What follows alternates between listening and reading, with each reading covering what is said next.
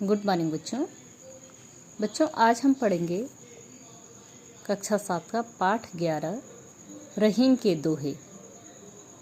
ठीक है, इन दोहों की रचना रहीम दास जी द्वारा की गई है और यहाँ पर हम इन दोहों का अर्थ पढ़ेंगे। ठीक है, और आपको ये अपनी कॉपी में भी लिखना है। ठीक है ना, ये जो वीडियो के माध्यम से मैं इनका भावार्थ आपको बता रही हूँ, समझा रही हूँ, आप इस भावार्थ को अपनी कॉपी में भी लिखेंगे। तो पहला दोहा हम पढ़ेंगे। कहे रहीम संपत्ति सगे, बनत बहुत बहुरीत, विपत्ति कसौटी जे कसे, ते ही साचे मीत। अर्थात क्या कहा रहीमदास जी ने?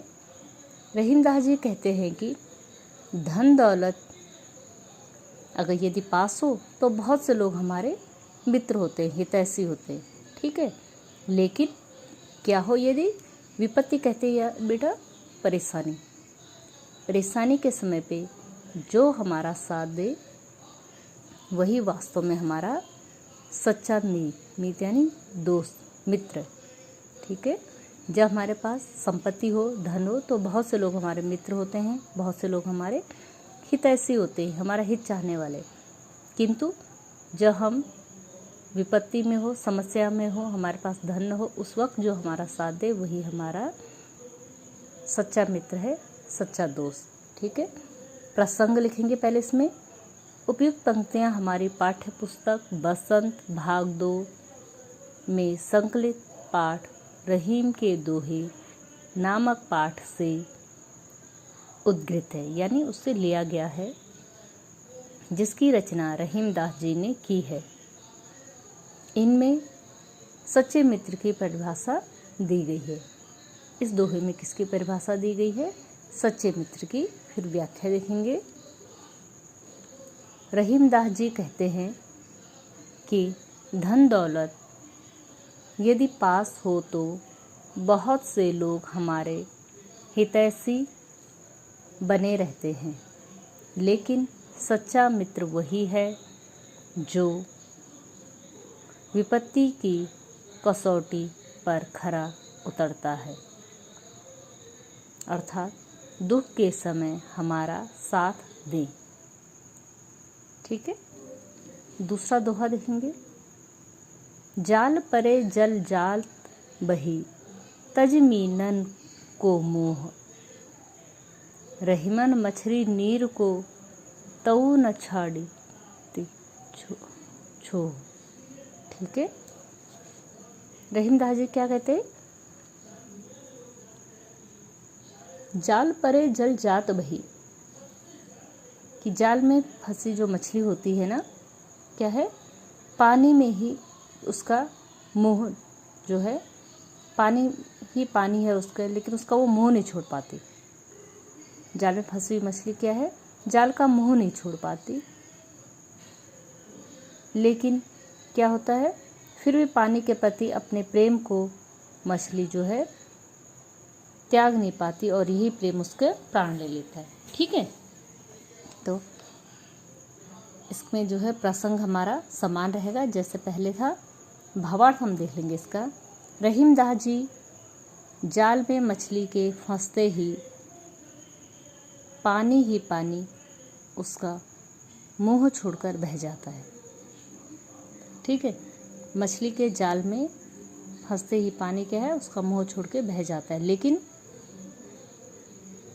फिर भी पानी के प्रति अपने प्रेम को मछली त्याग नहीं पाती।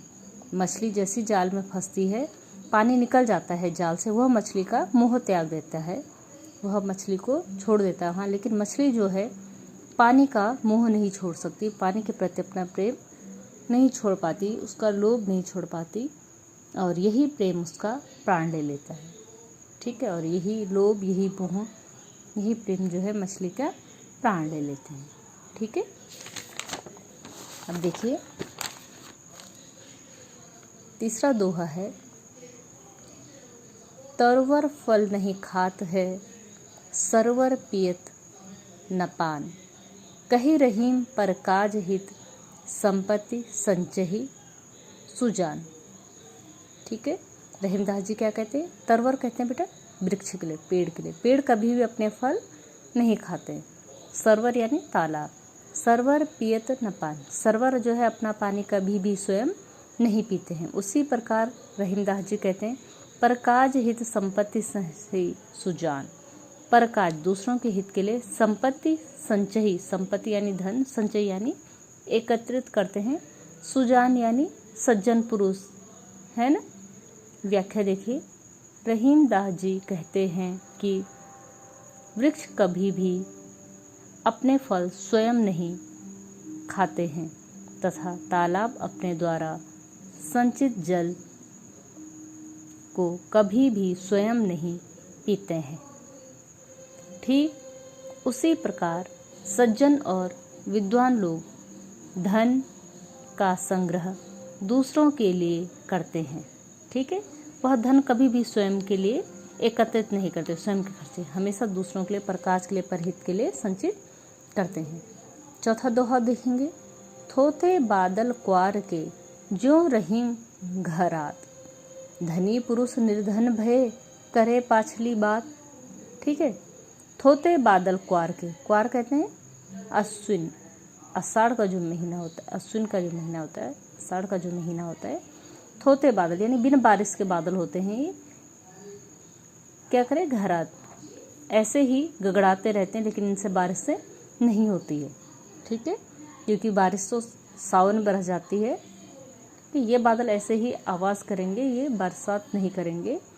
उसी प्रकार धनी पुरुष जब निर्धन हो जाते हैं, धनी लोग निर्धन हो जाते हैं, तो करे पाछली बात, अपने पिछले सुख की, अपने पिछले धन की बात करते रहते हैं, जो कि व्यर्थ है ना, जिसका आप कोई महत्व नहीं। व्याख्या देख लेंगे, रहीमदास जी कहते हैं कि अश्विन माह के आकाश में छाने वाले बादलों की गरज खोखली होती है, क्योंकि वे बरसात नहीं करते। उसी प्रकार निर्धन व्यक्ति को पिछले सुख की बात करना बेकार है। ठीक है, धनी व्यक्ति जब निर्धन हो जाता है तो उसे अपने पिछले सुख की बात करना बेकार है, क्योंकि आज उसका कोई महत्व नहीं है। ठीक है, उसी प्रकार से क्या होता है कि निर्धन व्यक्तियों को पिछले सुख की बात करना बेकार है, क्योंकि आज उसका कोई महत्व नहीं है। ठीक है, आप समझ गए आप लोग? अब देखेंगे पांचवा दोहा देख लेंगे हम। धरती की सी रीत है शीत घाम औ मेह, जैसे परे सो सहे त्यों रहीमन यह देह।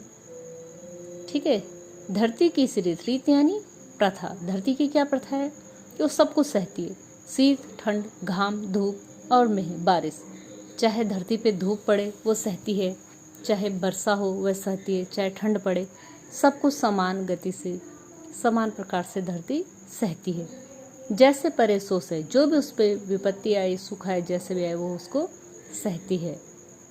त्यों रहीम यह देह, रहीमदास जी कहते हैं यह देह, यह शरीर भी इस प्रकार से होना चाहिए कि हर परिस्थिति में जो है हमें उसका सामना करना चाहिए। ठीक है, व्याख्या देखिए, रहीम कहते हैं कि धरती का नियम है कि वह सर्दी, गर्मी, बरसात हर प्रकार के मौसम को समान भाव से झेल लेती है। हमारे शरीर में भी वैसी ही क्षमता होनी चाहिए कि हम जीवन में हर परिवर्तन को सहज रूप से स्वीकार कर सकें। ये भावार्थ आप लोग बच्चों, ठीक है, अपनी कॉपी में ज़रूर लिखेंगे।